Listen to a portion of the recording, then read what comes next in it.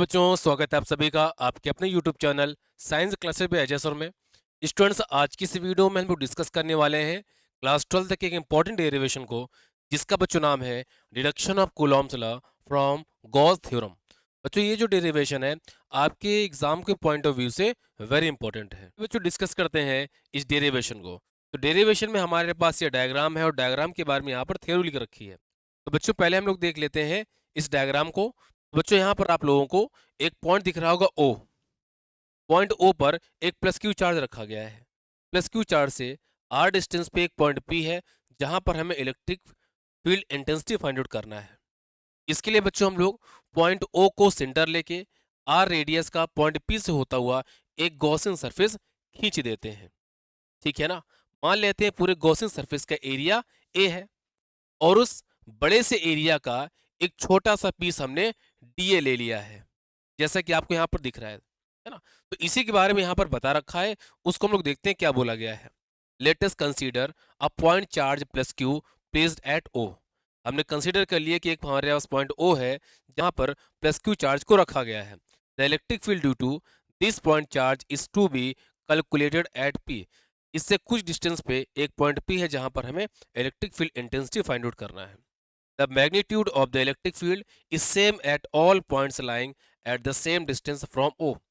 यदि O से हम लोग सेम डिस्टेंस पे पॉइंट देखें, चाहे बच्चों यहाँ से इधर पे देख लें सेम डिस्टेंस पे, यहाँ से इधर देख लें, यहाँ से इधर देख लें, हर एक पॉइंट पर आपको इलेक्ट्रिक फील्ड सेम मिलेगी। ठीक है। आगे बोला गया है to find the electric field at the point P distant R from O। O से R डिस्टेंस पे जो पॉइंट P है, वहां पर इलेक्ट्रिक फील्ड हमें फाइंड आउट करना है।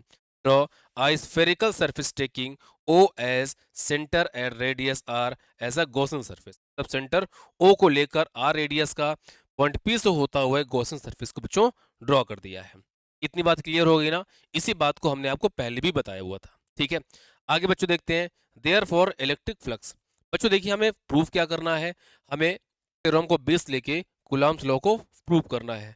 कूलॉम्स लॉ में जो हमने फोर्स का फॉर्मूला पढ़ा था ना, 1/4πε0 Q1 Q2 upon R square, उसी को हमें प्रूव करना है। तो यहाँ पर क्या बोला गया, इलेक्ट्रिक फ्लक्स। तो बच्चों देखिए, फिजिक्स में आपसे कहता है कि पहले यदि आप किसी की वैल्यू निकालना चाहते हो, चाहे इलेक्ट्रिक फील्ड हो, पोटेंशियल हो, कुछ भी हो, तो आप इकट्ठे पूरी वैल्यू नहीं निकाल सकते हो। पहले आप क्या करोगे, छोटी वैल्यू निकालो, और छोटे से जब आपको बड़े में जाना हो तो उसका करा दीजिए इंटीग्रेशन, तो आपको बड़ी वैल्यू भी मिल जाएगी। यहाँ पर हमें जो इलेक्ट्रिक फ्लक्स पहले निकालना है, इस छोटे से पार्ट के लिए निकालना है ना। कौन छोटा पार्ट, जो आपको पी के आसपास दिख रहा होगा, ये वाला पार्ट, वेक्टर डी वाला। तो इस पार्ट से होता हुआ हमें इलेक्ट्रिक फ्लक्स फाइंड आउट करना है।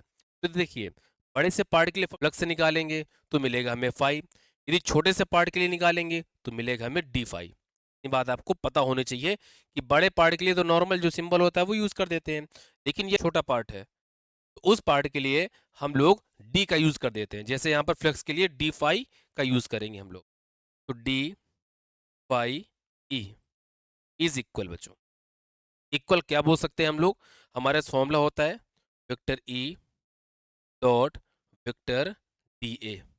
ठीक है। तो ई डी ए, और बच्चों डॉट हटेगा तो हो जाएगा कॉस थीटा। ठीक है ना। बच्चों यहाँ पर जो थीटा है वो ई और डी ए के बीच बनने वाला एंगल है। तो आपको इतना तो पता ही होना चाहिए कि जो वेक्टर एरिया होता है वो हमें सरफेस से परपेंडिकुलर होता है ना। जैसे कि यहाँ पर आपको दिख रहा होगा, ये हमारा वेक्टर, ये आपको दिख रहा होगा बच्चों, ये हमारे पास वेक्टर डी है। तो वेक्टर डी ए की जो डायरेक्शन हो जाएगी वो परपेंडिकुलर हो जाएगी। क्लियर ना। और बात करें वेक्टर ई की डायरेक्शन, तो वेक्टर ई की डायरेक्शन आपको कैसे मिलेगी। तो वेक्टर ई की डायरेक्शन फाइंड आउट करने का हमारे पास सबसे बेस्ट तरीका होता है। वो क्या तरीका है कि जिस पॉइंट पर हमें इलेक्ट्रिक फील्ड की डायरेक्शन पता करनी है, उस पॉइंट पर एक चार्ज को कंसीडर कर लीजिए। कौन सा चार्ज कंसीडर करना है, टेस्ट चार्ज, मतलब क्यू नॉट को यहाँ पर कंसीडर कर लीजिए। तो मान लीजिए बच्चों, यहाँ पर एक क्यू नॉट चार्ज रखा गया है। तो ये चार्ज, इस चार्ज को जिस डायरेक्शन में फोर्स लगाएगा वही हो जाता है इलेक्ट्रिक फील्ड की डायरेक्शन। तो ये चार्ज इस चार्ज को इधर की तरफ भगाएगा, तो हम लोग कह सकते हैं कि इलेक्ट्रिक फील्ड की डायरेक्शन भी इधर की तरफ हो जाएगी। तो हमारे कहने का मतलब है कि यहाँ पर जो थीटा बनेगा बच्चों, जीरो मिलेगा, क्योंकि डी ए और वेक्टर ई दोनों सेम डायरेक्शन में है, और सेम डायरेक्शन में हमेशा थीटा में जीरो मिलता है। इस पॉइंट की हम लोग बात करें यहाँ पर कि यहाँ पर क्या हो जाएगा, थीटा की वैल्यू हो जाएगी 0, और जब थीटा की वैल्यू 0 हो जाएगी तो हमें नॉर्मली मिलेगा ई डी ए। ठीक बच्चों, क्या मिलेगा हमें? हमें मिल जाएगा बच्चों ई डी ए।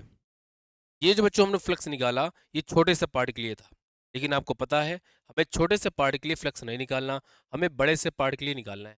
और बड़े से पार्ट के लिए निकालने के लिए हमें इंटीग्रेशन करना पड़ेगा।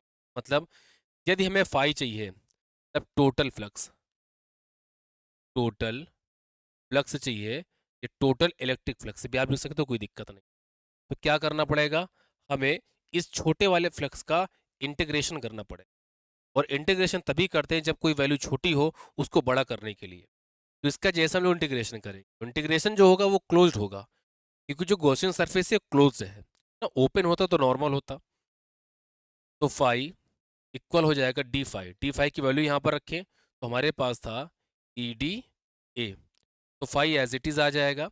ए का बच्चों होगा नहीं, और जब डी ए का हम लोग करेंगे, ठीक है, जब बच्चों हम लोग डी ए का इंटीग्रेशन करेंगे, क्लोज इंटीग्रेशन करेंगे, तो डी ए क्या था, इस गॉसियन सरफेस का। गॉसियन सरफेस कैसा था, स्फेरिकल शेप का, तो उस सरफेस का एक छोटा सा पार्ट था।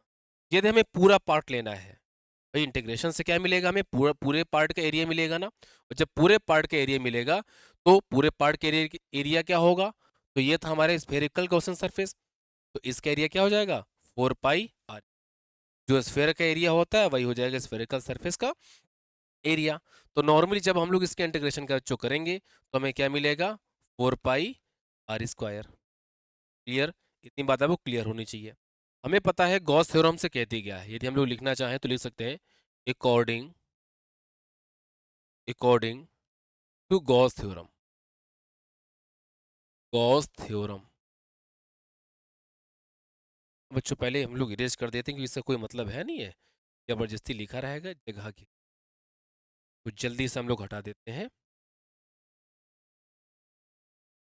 देखिए गॉस थ्योरम से क्या कहती है कि जो फाइव होता है उसकी वैल्यू होती है क्यू अपॉन एप्सिलॉन नॉट, है ना।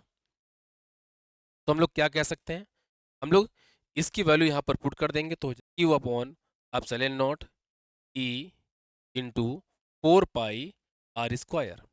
क्लियर? यदि ई की वैल्यू निकालें, क्योंकि आपको पता होना चाहिए हमें पॉइंट पी पर इलेक्ट्रिक फील्ड फाइंड आउट करना था, और उसको फाइंड करने का क्या तरीका था, पहले फ्लक्स निकालेंगे फिर फील्ड निकाल कर आएगी। तो जाएगा 1/4 pi epsilon naught q upon बच्चों। कैसे हो गया, आप लोगों को समझ में आ गया होगा, चीज कैसे हो गई आपको समझ में आया होगा।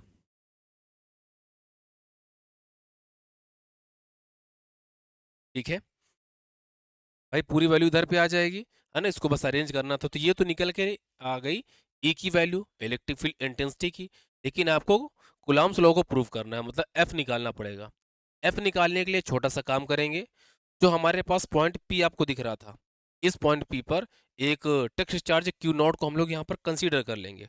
तो जैसे कंसीडर करेंगे तो ये चार्ज इस चार्ज पे फोर्स लगाएगा, और फोर्स की वैल्यू क्या बच्चों होगी, फोर्स की वैल्यू क्या होगी, तो जो फोर्स होगा बच्चों एफ इक्वल होगा ई क्यू नॉट। लेकिन यदि हम लोग इक्वेशन फर्स्ट से ई की वैल्यू रखें यहाँ पे, तो क्या मिलेगा हमको, 1/4 pi epsilon naught q upon r square, और यहाँ पर भाई साहब क्या है, क्यू नॉट है, तो ये जो है क्यू नॉट। तो यदि आप इसको गौर से देखो, एफ इक्वल प्रूफ होता है 1/4 pi epsilon naught q q naught upon r square. और बच्चों यही हमसे कहता है कूलाम्स लॉ, है ना। जो कूलाम का लॉ है वो हमसे यही कहता है कि जो फोर्स होता है 1/4 pi into Q1 Q2 upon r square होता है। जो इस वीडियो में हम लोगों ने इस डेरिवेशन को बहुत ही अच्छे तरीके से डिस्कस कर लिया है। तो बच्चों आज की वीडियो में हम लोग रखते हैं इतना ही, बाकी मिलते हैं किसी नेक्स्ट इंपॉर्टेंट टॉपिक पे। और बच्चों यदि वीडियो आपको पसंद आए तो वीडियो को लाइक और शेयर करें, चैनल पर अपने हो चैनल को सब्सक्राइब जरूर करें।